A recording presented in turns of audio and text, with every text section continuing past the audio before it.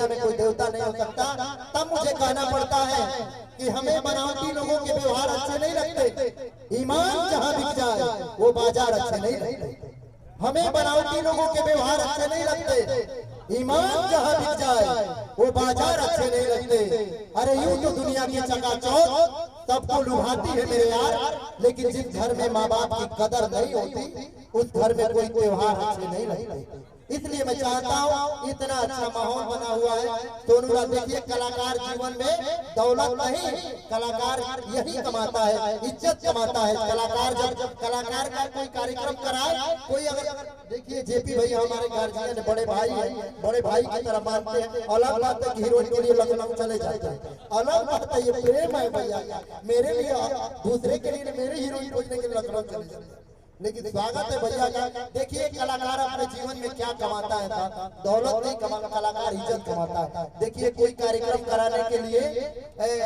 आपको जो 10 लाख रुपया खर्चा करना पड़ेगा वो कलाकार फ्री में करा देता है। जैसे सोनूलाल सधुआ जी है, या ऐसे जो कलाकार यहाँ जुटे, उनके घर पे कोई प्रोग्राम पड़ जाए तो ऐसे कलाकार ऐसे ही जुट जाते हैं। तो ये कलाकारों का अपना व्यक्तिगत मामला होता है, व्यक्तिगत कलाकार अपने जीवन में यही कमाता है। देखिए कलाकार ये भी है जिनसे मैं बहुत मोहब्बत करता हूं, और यकीनन जब कलाकार ये मंच पे आता है तो मंच की मर्यादा बढ़ जाती है। आप मैं चाहता हूं कि आप जितनी संख्या में है एक बार अपनी खामोशी को तोड़ दीजिए और दोनों हाथ खड़ा करके जोरदार ताली ठोक दीजिए मेरे भाई के लिए।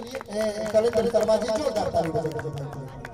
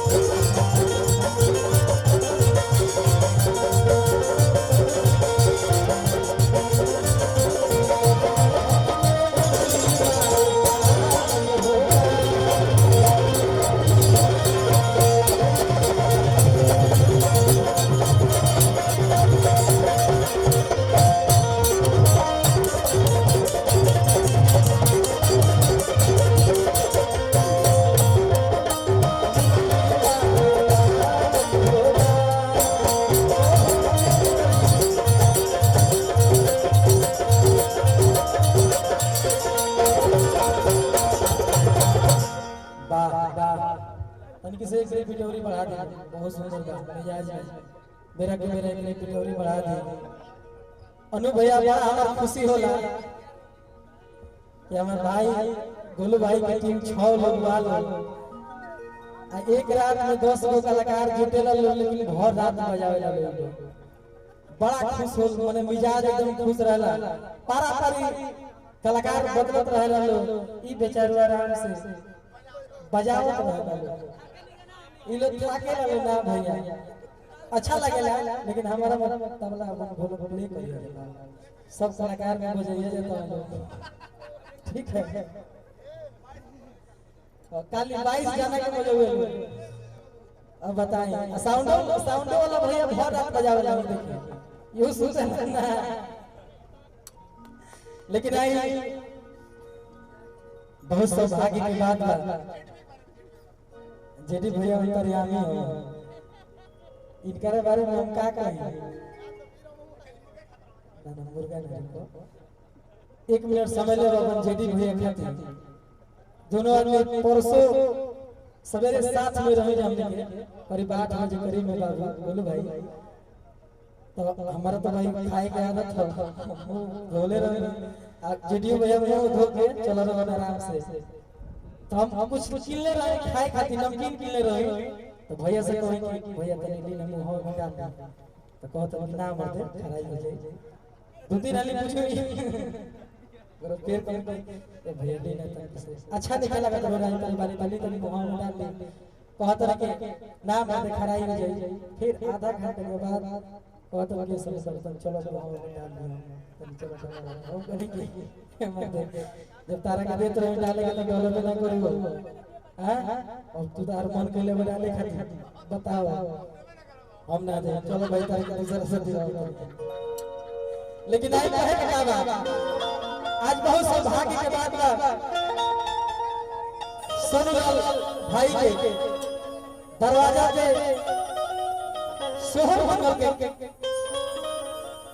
उनकर भौजाई के बेटा भइल बा पूरा मिजाज में आई देखिए बारिश के संभावना रहल लेकिन माइयो देखत है कि लड़का मेहनत कर रहल बने सब कम से कम एक कार्यक्रम सफल बनाओ कलाकार का लड़का है यही से देख के पटा के हमनी के बहुत सुंदर गायक हमनी के गुरु तुल्य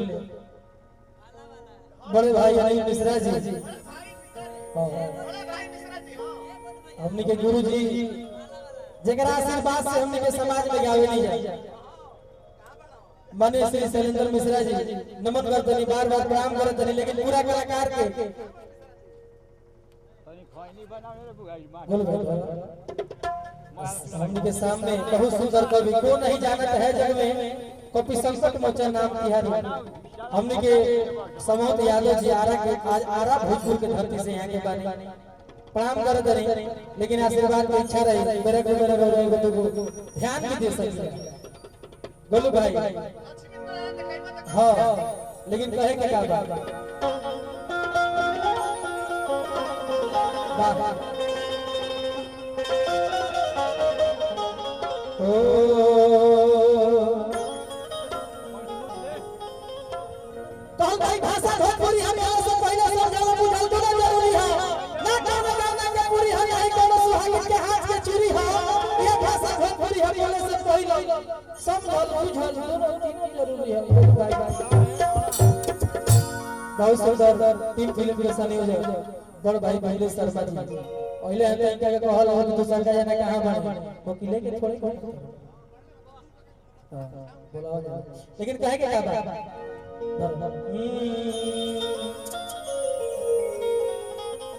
एगो माई के दरबार में जाके कहती कि माई तहार दियल मनोकामना हमार पूरा हो गई जाने खातिर तारा दरवाजा पे तारा दुआरी पे हम आवत रहनी माई की हमरे के आशीर्वाद दे दिहलु बेटा हो गई ओ भक्त माई से कैसे कहत है कि तोहरे दुहाई बाटे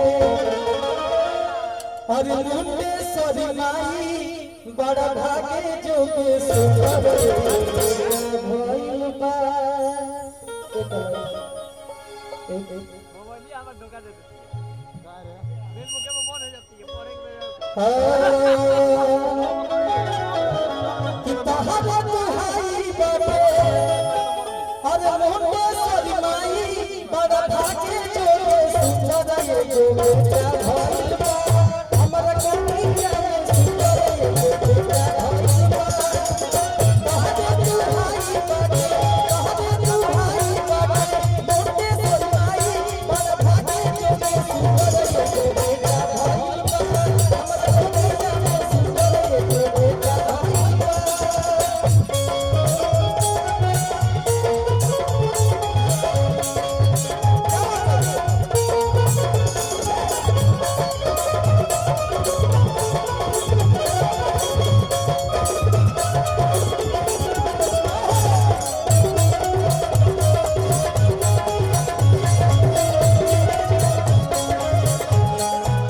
लेकिन और कहेंगे क्या बात साल भर पहले माई के दरवाजा पे जा लेते हैं माई कम से कम एगो हमारा के गोदी में लाल दे दी तो बोलो भाई और सब बतावा में एगो माना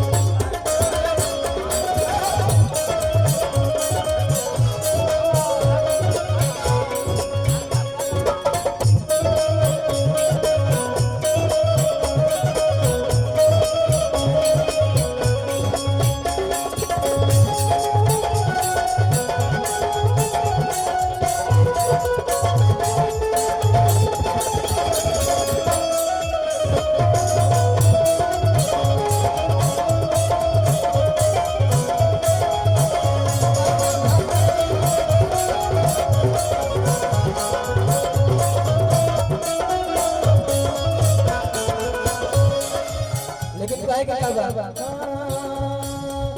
जुग जुग जिया सुलला भवना के भाग जगल हो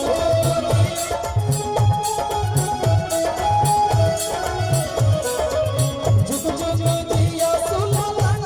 भवना के भाग जगल हो ललला भइले लवा के दीपक बनावा में लगल हो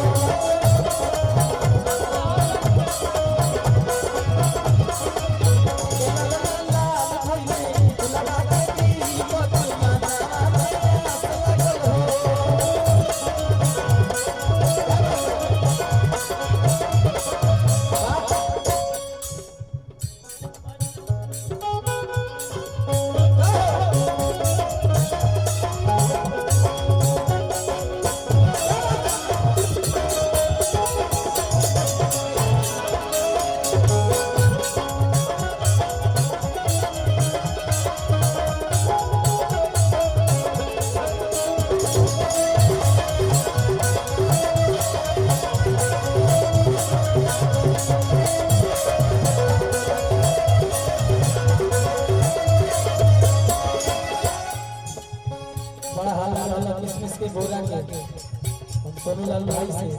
साहब के नियोजन कर अपन प्रोग्राम में एक कराता तोरा बुलाई काहे से कि ओकर बिना सही बात करे प्रोग्राम अधूरा बात अफसोस कर लेकिन कहे का बोलू भैया आज के दिन सुहा